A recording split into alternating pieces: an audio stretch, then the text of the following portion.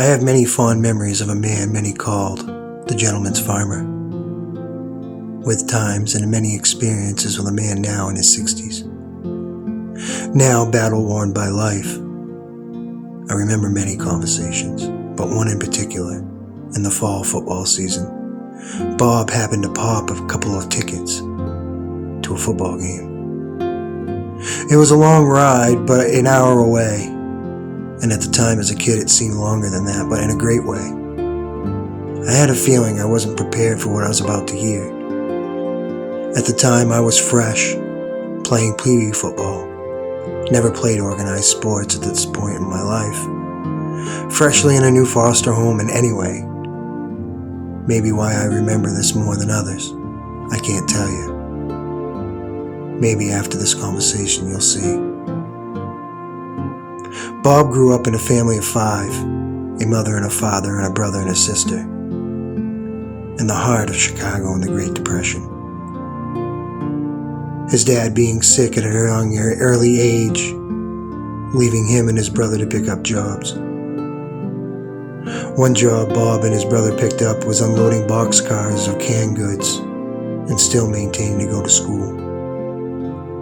And remembering the smell in the air, when the wind shifted just right, you could smell the decaying flesh. Being in the biggest stockyard in America, being in his backyard, Chicago. Bob recalled the time he and his uncle went to the barber and witnessed a murder. One of Al Capone's gangs whacked a guy in the daylight. Then there was a time Bob tried out for the Cubs baseball club. Bob's love was always music. Bob was a singer with a master's in his voice, with a wonderful tenor, voice strong and powerful. Remembering after being in bed, Bob and Millie were practicing. Millie playing the piano.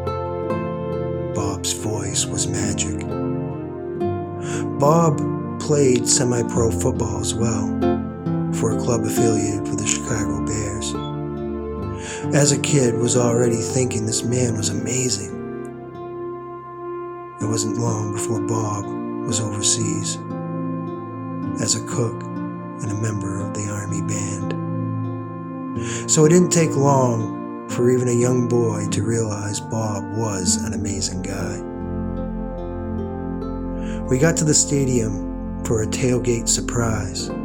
Bob, showing off his cutlery skills, made a huge sub sandwich, bigger than a football, and bigger than my stomach. My eyes couldn't finish. With a wonderful feast, then it was time, it was ready to watch the home team.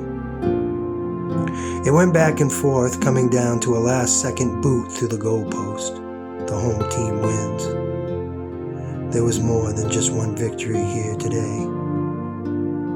A win for the gentleman's farmer. And couldn't wait. We had an hour home. And I wanted to hear the story he was going to tell.